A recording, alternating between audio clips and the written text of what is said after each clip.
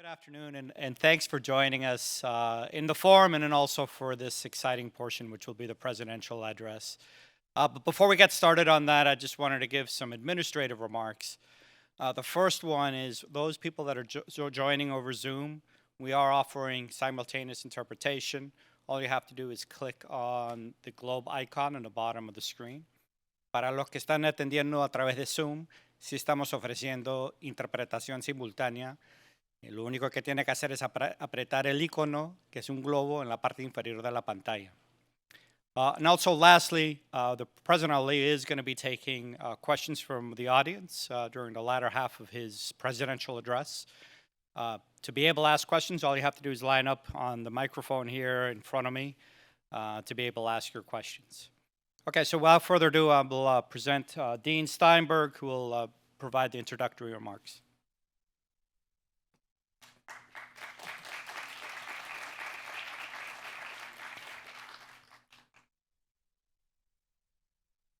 Well, good afternoon, everybody, and welcome to this 6th Annual Security Challenges in Latin America Forum. There's been a long tradition of SAIS and a very strong commitment to work in this region, but this forum is a very special collaboration between SAIS, the Perry Center, and the Woodrow Wilson Center that allows us to talk about in a very broad-ranging way a whole set of issues involving the region and to bring together scholars and practitioners who are focusing on these great challenges.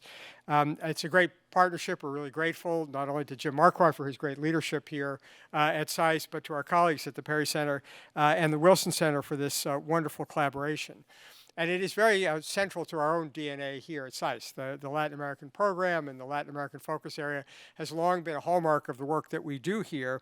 As I think some of you know, that we now offer 13 graduate courses in different areas involving Latin America, including 3 capstone classes that offer opportunities for our students to travel throughout the region and to have all kinds of experiences that not only get you to have the kind of classroom experience that enriches your understanding, but also getting out and working with people in the region. So our goal is, through these fora, is to try to bring people together to share ideas and experiences and to try to think about innovative solutions to tackle some of these very thorny problems that the region faces. And the issues that you're discussing in this year's forum are among the most thorny and most consequential. And I am very, thrilled to see that we have this program which focuses on the sort of the fundamental issues that we're now facing in the region, particularly involving with environmental protection and land use in the Amazon basin and marine conservation. Because those of you who have been reading a little bit, and there's even an article, I think, in the New York Times today about how consequential these issues are. And so it's especially a great honor for us to have as our keynote speaker for this conference His Excellency Dr. Mohammed Ifram Ali, the President of Guyana. He is a true reflection of everything that we aspire to here at SAIS in terms of bringing expertise and knowledge and empirical understanding and rich analytic skills to the actual practical problems of the day, with a strong background in planning and a strong academic background in developing the analytic tools that have allowed him as president to try to bring innovative solutions to this set of challenges, which obviously affects not just his country and the region, but the world at large. And he's had a really remarkable career serving as project manager of the Caribbean Development Bank's project implementation in the unit of the Ministry of Finance, as senior planner, and had an experience both in the administrative side of dealing with these issues as well as a leader of his country. So it's really, I think, a great honor for us and a great opportunity to get his insights. I think it's important to share, although it's not directly related to our issues of the day, about the leadership that he's shown more broadly in the region. As some of you will know, Guyana now is on the Security Council and has the chairmanship of CARICOM. And there are many issues that he is having to deal with, including the leadership on the very deep challenges that the region is now facing in Haiti, and he's been able to share with us a little bit of his insight about the challenges there as well.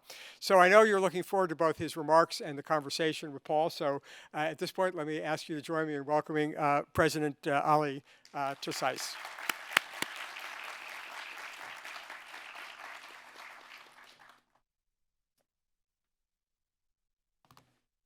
Good afternoon, everyone.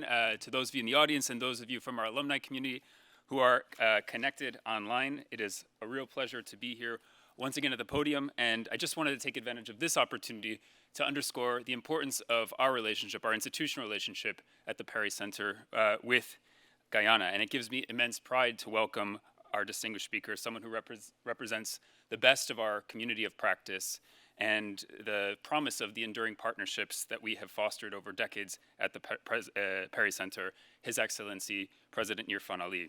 A graduate of our 2008 Caribbean Security and Defense course, President Ali is a testament to our history of cooperation and the shared values, ambition, and determination to foster stability and prosperity in the Americas. Thanks to his vision and trust, we are building a robust relationship with the University of Guyana, and particularly its master's course in strategic development studies, and we are embracing the opportunity to support the establishment of Guyana's National Defense Institute. Welcome, Dr. Prasad, the newly named director of the Institute, for joining us today. This will be an important forum for policymakers, the private sector, civil society, academia, and security and defense leaders, not just from Guyana, but from across the Caribbean and the broader Americas region, to embrace the opportunities of today and to address the challenges of tomorrow. It's not lost on me that His Excellency comes from a family of educators, which no doubt influences the way he views delivering institutional transformation, national development, and social and cultural change. And so please join me once again for a round of applause for His Excellency President Ali.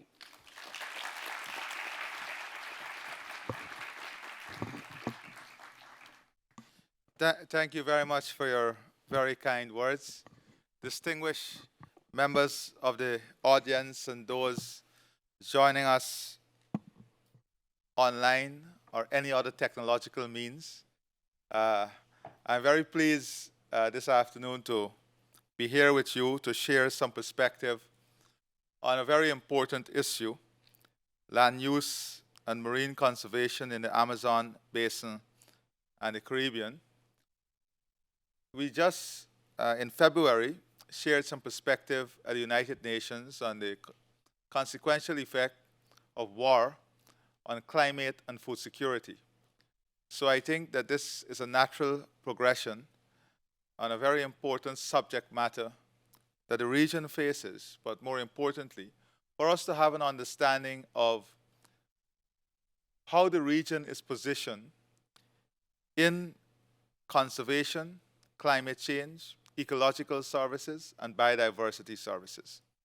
It is only when we understand how the region is positioned that we can have a holistic understanding as to how we deal with these challenges.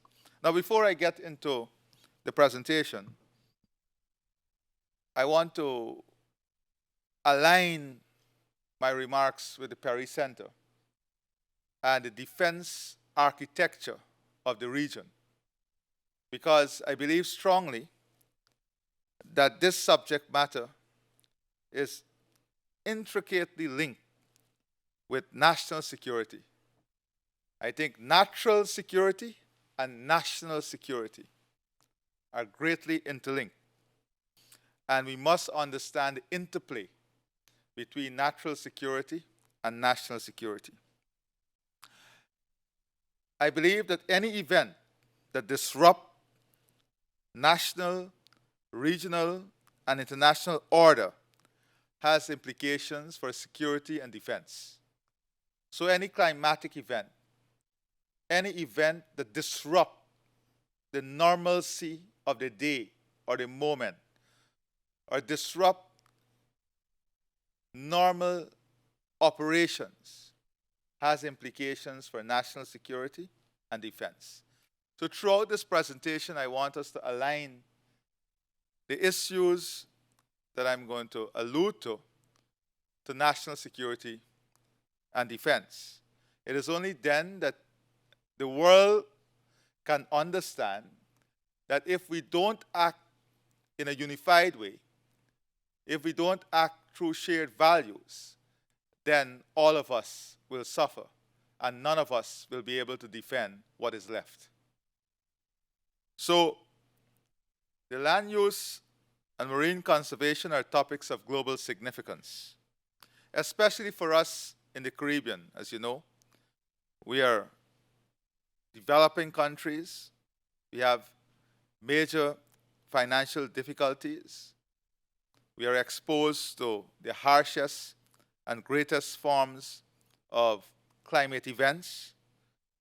Most of the economies in the region are completely dependent on tourism and other activities that are directly affected by climate event. The marine assets of the region is key to the economic life of the region. But more importantly, when you look at the Amazon basin, the forest asset is not only the key of existence in the region, but I will demonstrate to you that the Amazonian basin is the key for existence of humanity globally. So I'll now proceed to giving you an understanding as to where Guyana is, the country I represent. I have the honor and I'm humbled to lead, where we are in the Amazon basin and in the region. Guyana is positioned within the Amazon basin and the Caribbean region. We sit in several areas of ecological or biological significance. Guyana is part of the Amazon basin, where our southern ecosystem of the Rupununi, including the Essequibo watershed, is annually influenced by the Amazon during the rainy season. We are also part of the Guyana Shield, which is the oldest geological landform found in the region. So we are part of the Guyana Shield, we are part of the Amazon basin, and we are part of the Caribbean community. That is why our geographic position gives us some distinct responsibility and distinct advantages. If we look now at the Amazon basin and what it represents and the challenge it faces, you will see that the Amazon basin includes roughly 60% of the world rainforest. Now just let's pause here and understand why the Amazon basin is important. If we don't think that 60% of the world rainforest is important, then we don't believe that climate change is important. Then we don't believe that deforestation is important. Then we don't understand the realities of climate change and the role forests plays in stabilizing the ecological system, biological system, and contributing to mitigating against climate event. So this basin that we're talking about, the Amazon basin, includes 60% of the world's rainforests, 10% of the planet's known forms of life, including more than 40,000 plant species, 1,300 bird species, and several million species of insect and other invertebrates. What this means? This is not just numbers. This is linked to scientific research. This is linked to medical research. This is linked to biological life itself. The rainforest located in the Amazon basin is known as the lungs of the world. What is the value of the lungs of the world? Individually, we are dead without our lungs. Are we willing not to apply a value to the lungs of the world? Are we willing not to apply resources to protect the lungs of the world? Because whilst the forest, the Amazon basin is known as the lungs of the world, it is also a key and important asset for the livelihood of people and the livelihood of the economies. So we have to understand that some of the consequential effect of what is taking place there is to deal with the livelihood of people and livelihood of the economies. If the world values what the lungs of the world is, then what are we willing to do? What are we willing to invest in these lungs? Are we willing to have a fair value, a fair trade arrangement? Are we willing to monetize this value so that in protecting the lungs of the world, we do not deny the countries their economic well-being and the livelihood of the people? So it's a moral issue. That brings us to a very important issue, the moral issue. So what does this lungs of the earth do? It acts as a giant carbon sink that stores over 150 billion metric tons of carbon. What does this mean? Storing 150 billion metric tons of carbon. What this simply means is that this forest stores 10 years of global fossil fuel emission. It stores 10 years of global fossil fuel emission.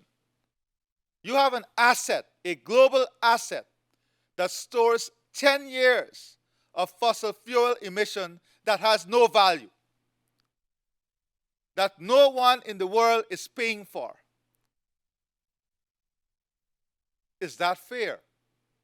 Is that sustainable? When we speak about sustainable development, and you read the literature on sustainable development, you will never see this, because it does not suit the order. But we have to disrupt the order if we want to protect what is going to keep us all alive. So in this equation, we have to understand what is the value of this basin that is storing 150 billion metric tons of carbon, and we have to attach a value to this basin if we're going to protect the basin. You would not protect something that you don't value. Or you can't say to protect it is valuable to the world and then you don't want to attach and ascribe the value.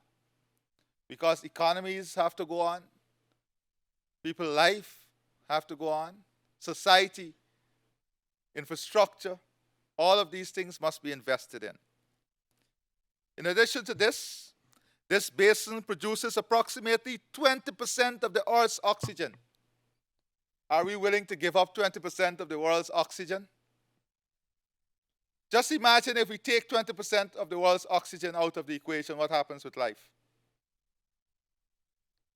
How are we valuing this 20% of the world's oxygen? And let us not be superficial in our argument and speak about moral value. Yes, we all must have moral suasion in policy making. But moral suasion cannot be minus of monetary, economic, and financial value. That cannot be what sustainable policy making is. So what does this do? It contributes to the lowering of land surface temperature and generating rainfall. We know the consequential effect of drought on food security. We are facing some of that now. So what has occurred in this basin over the past 50 years? Land use in the Amazon basin and the Caribbean. So over the past 50 years, we have seen some worrying trends and signs. Approximately 20% of the Amazon rainforest has been destroyed. This equates to over 300,000 square miles, or 77 hectares of forest loss, 7 million hectares of forest loss since 1970. Just imagine, 300,000 square miles of forest loss. From 2001 to 2012, forest losses in the Amazon basin approximates to about 17.7 million hectares, averaging 1.4 million hectares per year. That is the average forest loss annually. 1.4 million hectares annually. If we want to slow this, or we want to stop this, how are we going to create the incentive? How are we going to incentivize policy making and economic tool to mitigate this? We need action now. We need a structure now. And we need the world to understand the value of the forests and what role the forests play in keeping the planet alive. Many islands in the Caribbean have lost over 90% of their original forest cover as a result of hurricanes, result of agricultural purposes, urban development, tourism infrastructure.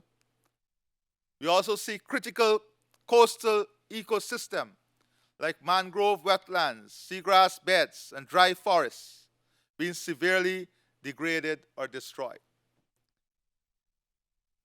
And this is an image of the basin over the time period. It allows you to see exactly what is happening within the basin. If you look at the biodiversity aspect and value of this basin, and the biodiversity value of the basin allows us to understand that it is not only about protecting the forests and valuing the forest. It is also about what the forest contains, the biodiversity that it contains. In the last 50 years, the world has lost more than 60% of its biodiversity. More than 60% of its biodiversity. This has tremendous consequential effect on the future. Now, if you look at this slide, it gives you an understanding of the forest loss within the basin. And you would see that within this basin, we have a lot of indigenous communities. And that is another aspect of the effect of deforestation and forest loss that we have to take into consideration. How it affects the culture, life of the indigenous community. If you look at this image, it gives you a representation as to some of the activities that are going on in the basin that lead to deforestation and forest degradation. Important to note also is the quantum of fresh water that this basin holds. The largest storage of fresh water.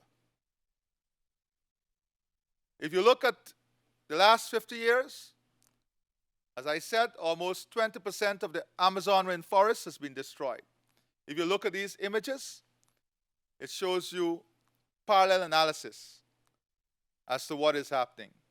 Now, scientists would have warned that we are dangerously close to the forest breaking point, which is 25% deforestation. Now, if you look at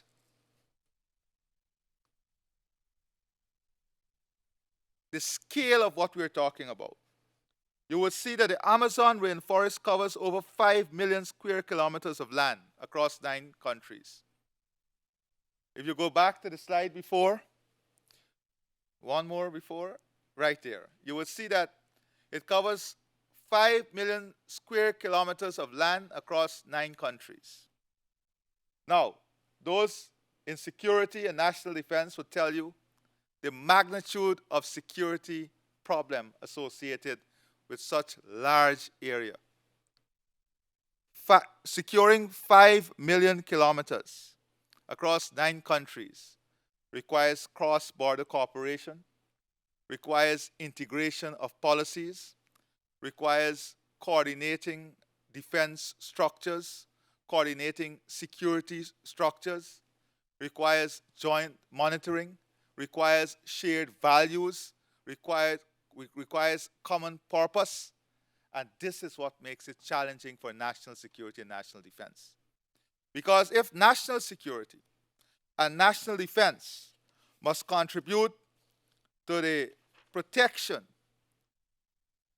of this ecosystem, then there must be an integrated approach among the countries that share this large landmass. There must be an investment in the assets that would help us to monitor, that would help us to defend and protect. So what is this inextricable link between national security and natural security? The situation is cause for concern. That is the deforestation, illegal mining, serious cause for concern, which in turn has great consequences for global security and climate change. Why? What are the consequences? If we allow 20% of the world's oxygen to go, or the lungs of the world to go, what will happen? You'll have forced migration. You'll have greater levels of poverty. Forced migration, greater levels of poverty, you'll have a destabilized region because poverty and migration leads to destabilization. Destabilization leads to migration. And that is the consequential effect in the region. People will look for other forms of revenue generation. And that is how the consequential effect on national security and national defense is linked to what is taking place. If we take a look now at the Caribbean, the tropical Caribbean regional ecosystem, as we know, is home to coral reefs, vibrant communities of fish and protected species that depend on reefs as habitats such as sea turtles. Recreation, tourism, shipping, and fisheries drive the economy of the Caribbean regional ecosystem. But what is some of the challenges? We don't have the infrastructure to protect the EEZ, the vast sea. We don't have the equipment. We don't have the personnel. We don't have the budgetary support to protect this asset. And the U.S. is intricately linked to this asset because this asset is used also for all forms of activity. That is why in the region, we believe that investing in the security of the U.S. must also investing in the security of the region. Investing in the monitoring of this vast ocean, investing in the infrastructure to support the security within the region. This must be part of the U.S. national security and defense plan. And if it is part of the U.S. national security and defense plan, then it must be seamlessly integrated in the region's security plan. With the type of assets we have, the type of assets we deploy, and ensuring that we can have a partnership that secure this great and important asset of the region. If you go back to the slide, you will see some images of the before and after. The challenge that the marine asset is facing. And we're not talking about a security challenge here with drugs, illegal fishing, because any illegal activity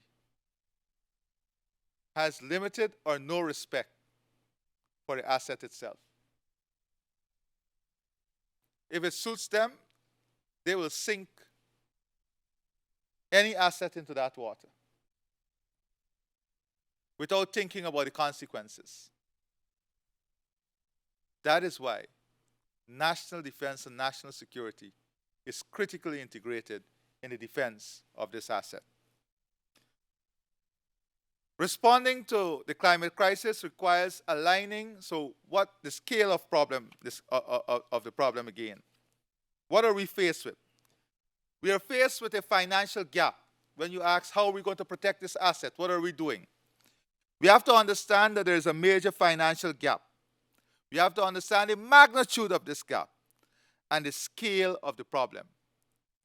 So what is the scale of the problem? Responding to the climate crisis requires aligning an average of 19% of each country's GDP in Latin America and the Caribbean. So just to respond to the challenges we are faced with here, adaptation, mitigation, it requires aligning an average of 19% of each country's GDP in Latin America and the Caribbean. This is equivalent to 1.3 billion per year, US dollars per year in expenditure on infrastructure, defense, and social spending. So what happens? If you look at the chart, you will see that as countries invest in adaptation and mitigation, something else is suffering. So you'll see a reduction in defense spending, a reduction in security spending, and a reduction in social service spending. Because the scale of the problem is so intense. The cost of mitigation and adaptation alone in Latin America and the Caribbean is estimated to range between 90 to 100 billion per year, according to the IMF. This is the size of the problem in Latin America and the Caribbean. Just for adaptation and mitigation alone, the IMF is estimating investment of 90 to 100 billion per year. Where is this resource coming from?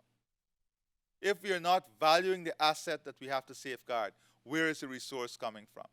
And that is why we have made the case, Guyana has made the case, that we need to have a market model that values the asset and that generates revenue for the asset, so that these resources that is critically needed for the safeguarding of the society can be raised. If you look at the costs exceed the financial flows to the region, thereby creating a financing gap that is estimated at 18 billion to respond and prevent losses, and 51 billion for adaptation between 2021 and 2030. That is the scale of the problem. If you look at this image here, it will show you Dominica and Grenada. Responding to one climate crisis requires aligning an average of 19% of annual GDP, representing from US 470 billion to 1.3 billion. The IMF reported, as I said, that the total cost, let's look at Dominica as an example after the hurricane. The IMF reported that the total cost of transforming Dominica into a disaster-resilient state over a 20-year period is estimated at US 2.8 billion, 5 times Dominica's GDP. Just imagine that. Imagine the scale of what is ahead of us. Where is this resource going to come from? With immediate impact of, and that is after the immediate impact of Hurricane Maria. That one event, Hurricane Maria, the damages from that one event in Dominica accounted for 226% of Dominica's GDP. Just understand, one event, in one night, the consequences.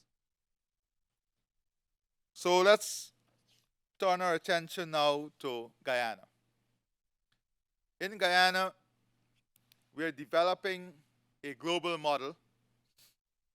Our forests, as you know, is the size of England and Scotland combined. We are one of the only countries with jurisdictional scale certification, the lowest deforestation rate in the world.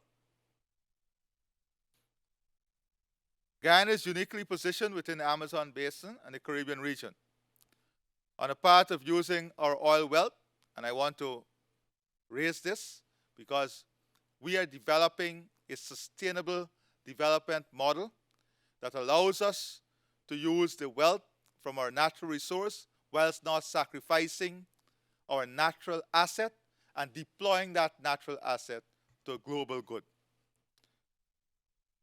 It is also part of the Caribbean region and is considered the largest state in the Caribbean community. Guyana's development is underpinned by the country's low-carbon development strategy that is now in its second phase of implementation.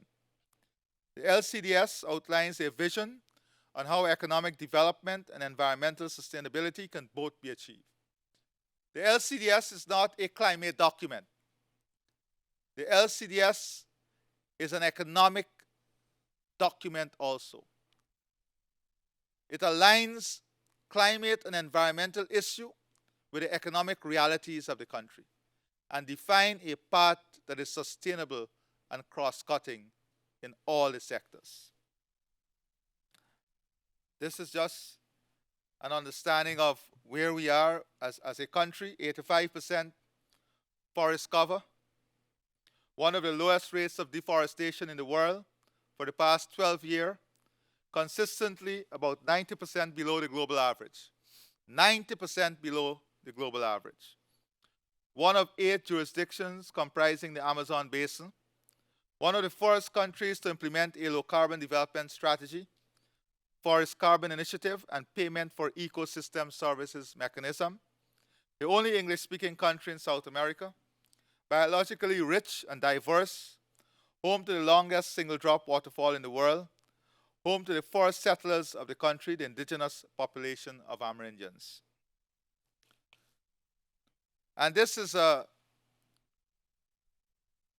model of what the LCDS is all about. So the asset is high forest cover, major carbon sink.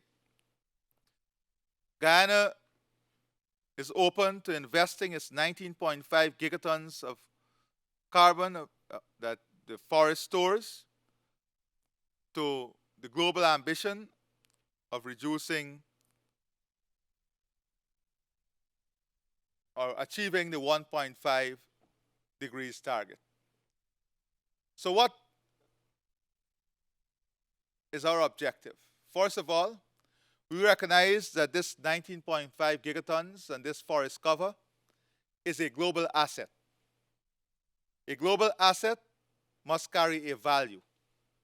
And we recognize that this asset must be deployed in the market because it is part of an economic model that speaks to the livelihood of people, that speaks to the economic well-being of the country. So in doing so, we have the strategic positioning of this asset. And that is, Guyana is part of the Guyana Shield, a distinct ecoregion of the larger Amazon basin. Guyana is home to approximately 4% of known animal species and 2.4% of known plant species, including many iconic Amazonian species. That also carries a value. Not only the value of the standing forests, we are now moving and taking our attention to the ecological value, the biological value, because this value must be monetized in the future.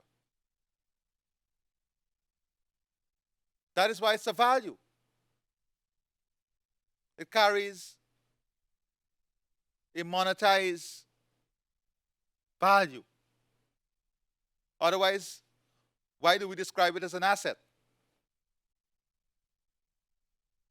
Why do we describe it as an asset? So this is a model of the system that we are part of. If you look at this slide, it shows you Guyana has maintained high forest cover and rich biodiversity. This is just an image and a graph to show you how we have consistently kept our forest cover and avoided deforestation. Not because we don't have the opportunity to have economic use of the land and deforestation for agricultural purposes, mining purposes, but because we took a conscious decision that this is an asset we're going to protect for the world, but it's an asset we know must be valued and paid for. Very simple model. Very simple model. These are some images of some of the assets the forest holds. Now, as I said before, our rainforests, 85% of the land mass. The forest sequesters more carbon than it generates. Very important, because this point is going to become relevant very soon. Therefore, making Guyana a net carbon sink. Our country's forests sequesters approximately 154 million tons of carbon annually.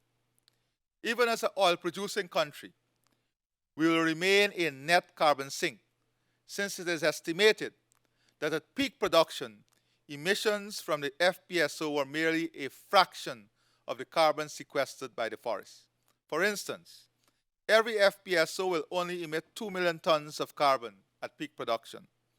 Therefore, 10 FPSO at peak production will only generate 20 million tons of carbon per year. In this regard, you would see that our natural asset not only mitigate or help us to be sustainable in the petroleum sector, but it also gives us leverage to deploy this carbon sink to the global fight on climate change. Now, as we move to the next slide, I would ask one question. And we have to be truthful about these issues. How is the world going to deal with the tens of millions of people, hundreds of millions, who still live in energy poverty? What is the world plan to move away from coal, which still accounts for close to 30% of all energy produced? Let's look at logical things. The most pollutant, coal. How are we going to move away from coal?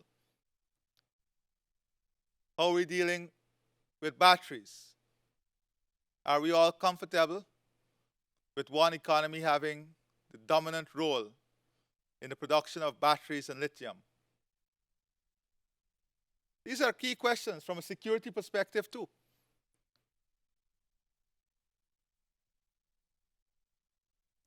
Are we setting global standards and global targets while we are issuing more license?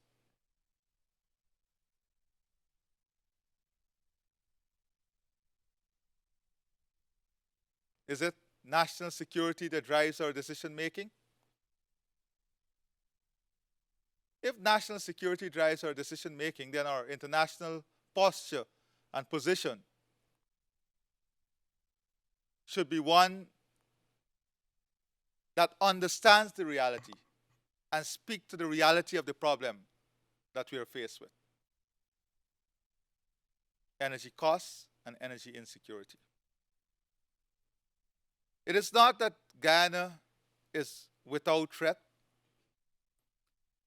We are below sea level. Our coast is below sea level. In this image, you will see what is a control structure. Decades upon decades ago, built by the Dutch, where the sea defense structure was and where it is today. We have to maintain those structures. Where is the revenue going to come from? Who is going to finance it? What systems are in place globally to support countries like ours in financing this?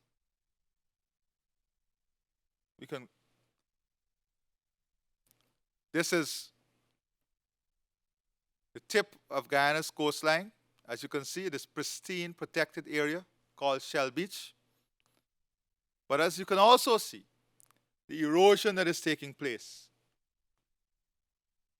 in this area.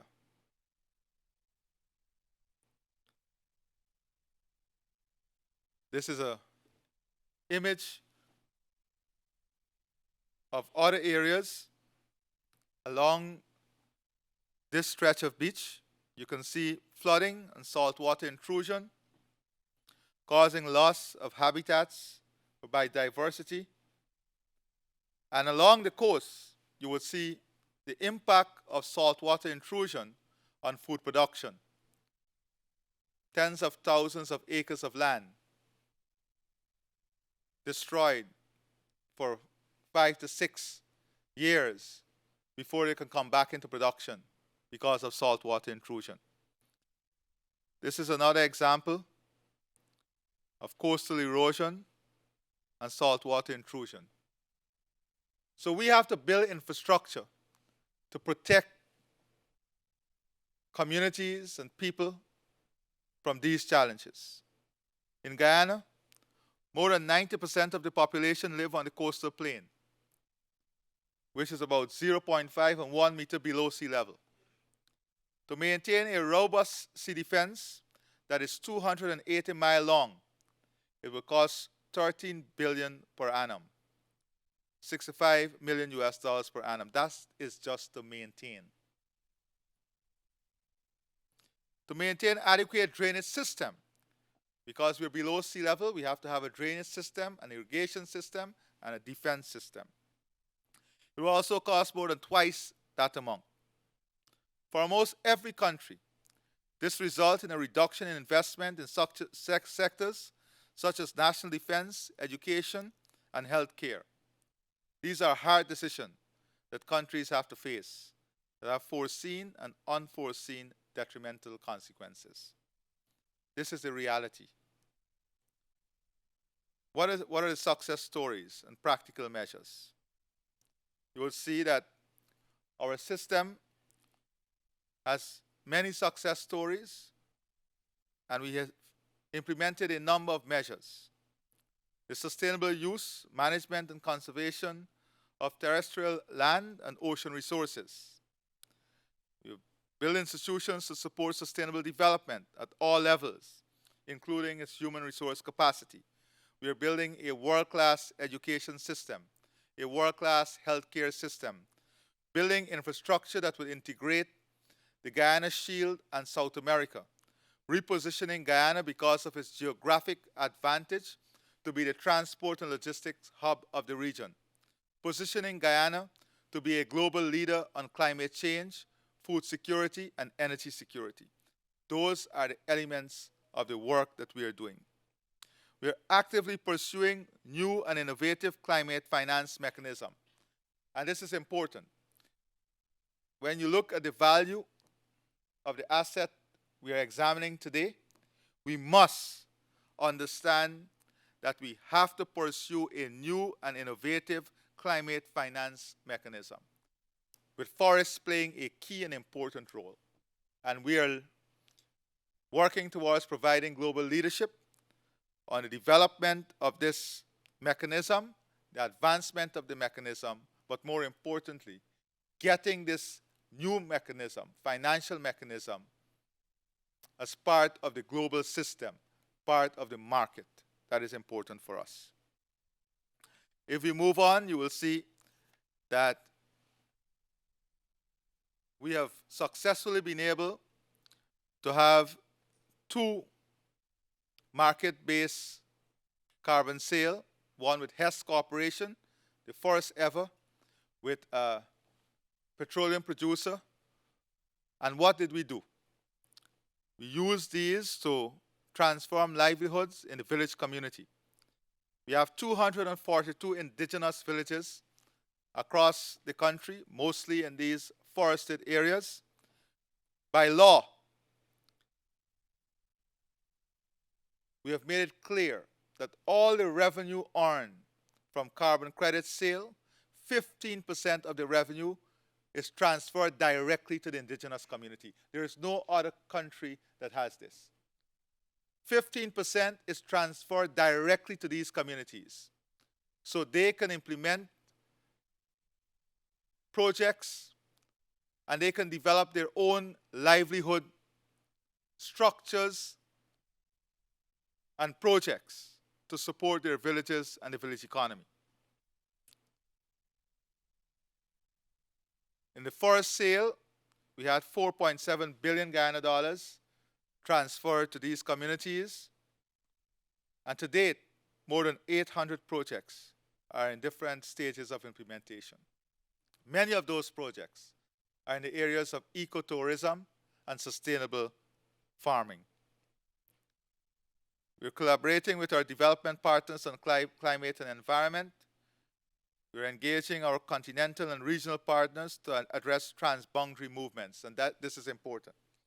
Because if we don't collaborate and coordinate on transboundary movement and to align our environmental laws, align our policy on forests and protecting the forests, then we will continue to have development in one area and deforestation in one area. That does not help us to deploy in large scale this basin as a global tool, but also as a global asset and earning from the market. This is an image of mangrove, and if you come to Guyana, you will see that this is along our coastline, long stretches of mangrove. And if you go to the next image, you will see an example of an area in 2021 and what it looks like in 2022. You will see in 2021, there was no mangrove. Look at 2022, the rate of growth. These are the real examples of how we are providing leadership and what we are doing to ensure that we contribute positively to the healthy life of the planet. It's important that we examine security, laws that promote enforcement, human security, and protection of this asset. So we have the environmental regulations enforcement. We have laws on combating wildlife crime, maritime enforcement, environmental crimes investigation. We have specific regulations dealing with this. And of course, now we're investing heavily in technology and innovation to ensure that we have a monitoring and verification system that helps us in decision making and help us to understand what is happening with this great asset. We believe that we have a replicable model for scalable solution to environment protection in the LCDS, especially for a forested country, that would allow countries to maintain their forests, that would allow national and global climate action, that would help countries with forests to move to the market. Once we work together, we can move to the market. That would have continuous flow of forest carbon financing, because this is important, and that will bring value to countries with forests, bring value to this asset, and will help, this model will help to monetize this asset in securing development, advancing prosperity, and building sustainable development.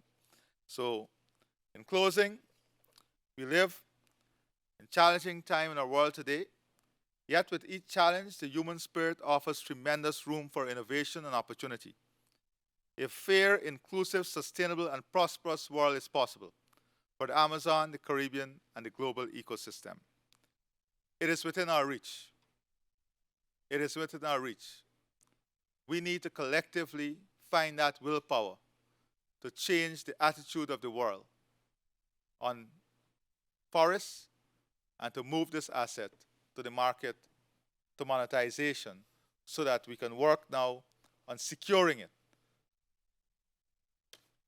and investing in the regrowth of this asset. Thank you very much.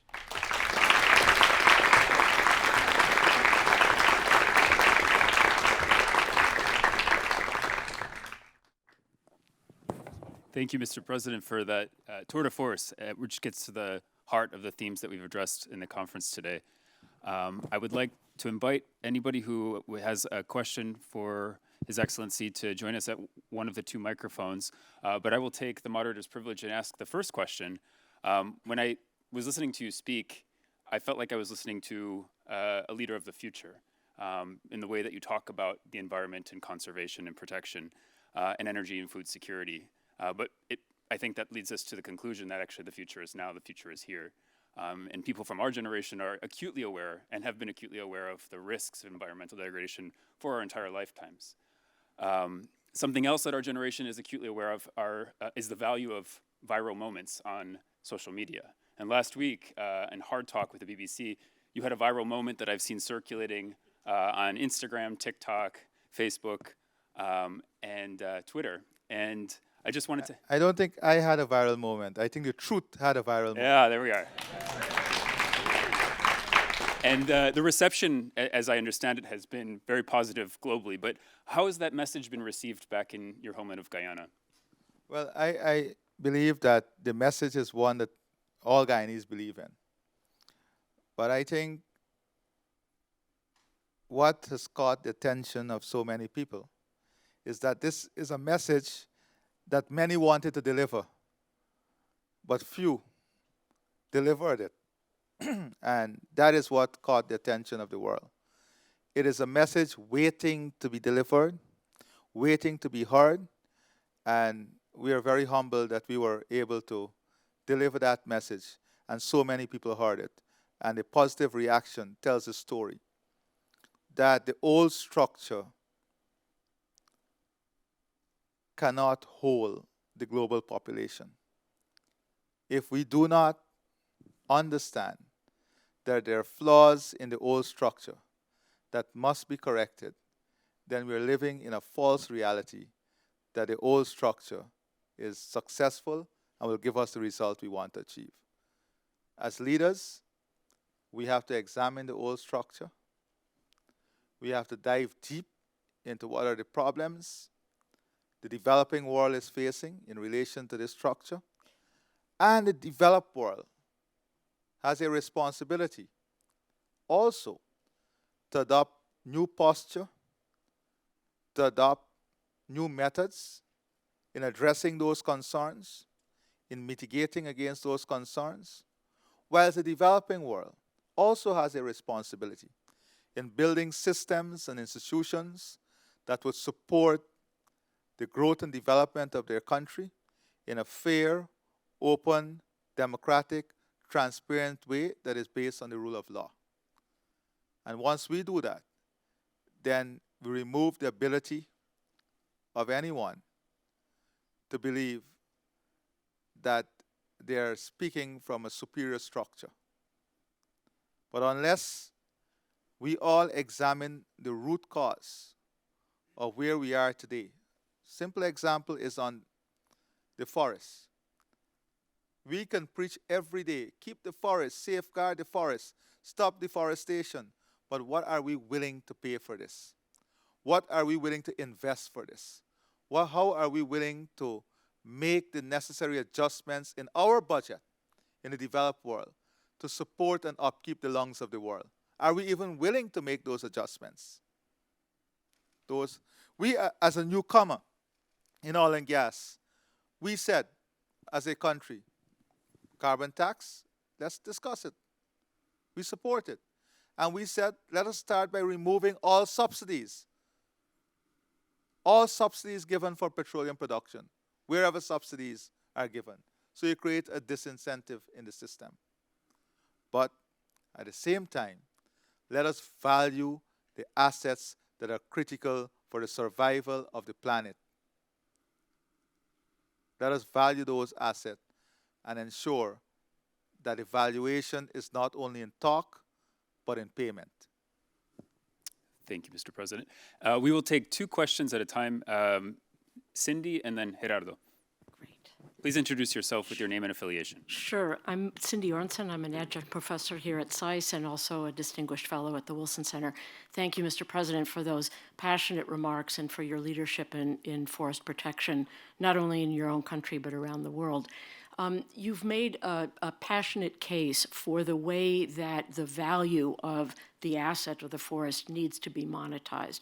And I was wondering if you could let us know if you see any of the international financial or international development institutions being open to that argument in terms of actually paying the significant amount of money that you have rightly pointed out, is needed to invest in this area, whether there's any receptivity. And as a side question, are there existing market mechanisms that have been successful in helping countries to pay for the preservation of economic assets? Thank you. And then, Gerardo, if you could just ask your question as well. Yes. Hi, Gerardo Pinchina Cárdenas. I'm with Albert Stonebridge Group. I actually wrote my master's thesis on Guyana's energy security, so it's really a great honor to be able to ask these questions to you. Staying in topic regarding this conference, what is the progress of artisanal illegal gold mining in Guyana in general? What are the efforts, or is there any specific policy of the current government regarding those things? Also thinking about climate resilience and also really trying to push for carbon markets to materialize. Also, additionally, I would like to ask you about the Amaila Falls hydropower project. Is there anything on that, or is that project just not going to happen? And yes, thank you for your time and for being here. Thank you. Mr. President? Thank you. Thank you very much for those questions. First of all, in relation to the international community support and the different international funds, in terms of the payment mechanism and valuing, I would say there is tremendous commitment in words in understanding that there is a value. But there is very limited movement towards developing a mechanism through which that value is monetized. Even in the adjustment of the debt figures or write-off as a result of countries' contribution to the climate equation, those things are not getting the type of reaction that it deserves. So what is critical and what is needed, and we have to be frank about this, is for the countries that influences global decision-making and policy-making to acknowledge this value and to write this value in their own policy-making frame and to lead by example. And to lead by example by supporting a market-based mechanism. If you look at the IMF, they have already come up with a value on the carbon market. We're not achieving even 10% of that value, 20% of that value. So it is a lack of will. Whilst on one hand, the world is saying, we must take these measures, we must adopt these policies.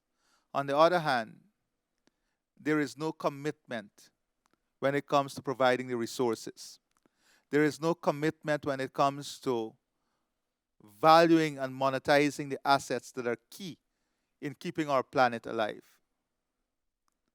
So what is it you're telling those countries? We can't support you to keep this asset alive. We know that this asset is contributing to our well-being and welfare in the world. But sorry, we can't pay you for it. We want you to keep it standing, but we can't pay you for the service it is providing for us. And let us understand, the forest standing is providing a service to every citizen in the world. And in any society, in any economic structure or model, you have to pay for that service. You have to pay for that service. And that is why we believe that the time has come for this monetization to be structured and to be compulsory. And that is what we are pushing ahead with. And why Guyana model is an example is because we have successfully proven that there is a market, although it's a voluntary market we went after. I said Hess Corporation. We had a sale of carbon, and our carbon is all certified, R3 certified. So we have legacy carbon, and we have current carbon for the market. So we were one of the first countries to have an agreement with the Kingdom of Norway, and then we had an end-user agreement with Hess Corporation. We now are working on having another agreement. So we have proven that the model can work, although it's a voluntary market, but we now have to move that on a global scale in a very structured market. And that is what we want to do. Work with everyone in bringing this. Illegal gold mining in the Amazon basin in the region, we have had to deal with this. As you know, if you look at our population and the size of our defense force and our law enforcement capability, you will see how difficult it is to police our geographic space or to monitor it. Thankfully, today, we can deploy technology that is helping us, and we're investing in that technology, so we have greater success in identifying illegal mining and in bringing those who are culpable to justice. So we have had tremendous reduction in illegal mining. We have more constant monitoring. We have invested more in field officers, and we have more technology, as I said, deployed to help us in mitigating against this. The Amalas Falls project, yes, that project is still on. We have recently concluded expression of interest for the building out of this project that will move us closer to sustainable and clean energy production. This is a 165 megawatts power plant that, added with natural gas, will remove us from fossil fuel, bunker fuel, that will bring us towards a more cleaner production of energy, that with solar and wind that we are pursuing. All right, we have time for one more question, which I think I'm going to ask, but thank you to the rest of you who were interested in asking the President a question. And this strays a little bit from our theme today, but it's something that I wanted to follow up with you on after our conversation last year at the National Defense University, and that's the status of the border dispute over the Essequibo with Venezuela. In recent months, you and Nicolas Maduro have exchanged gifts as a goodwill gesture, and then in recent days, unfortunately, Venezuela has insisted on its sovereignty over the Essequibo and has in fact encoded its assertion of that claim into law. Can you tell us where the dispute stands legally, diplomatically, and the effect that it is having on relations in South America and the greater Caribbean region? Well, for us, it's not a dispute. This is a controversy.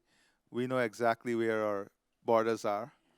And I'm happy you saw we exchanged some gifts of peace and love. Yeah, you exchanged some sanctions. So we exchange different things. I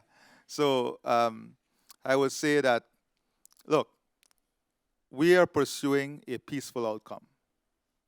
Guyana's objective is to ensure that this region remains stable, a region of peace, and our forest form of defense, as you know, we have had tremendous collaboration with the U.S. and cooperation. We have and I want to take a moment to applaud the type of relationship and partnership that we are building, not only in relation to our border, but in every aspect of development on climate, our joint operation in the fight against drug trafficking, our collaboration on food security, our collaboration on different global issues. So we have been working together on many different fronts and areas.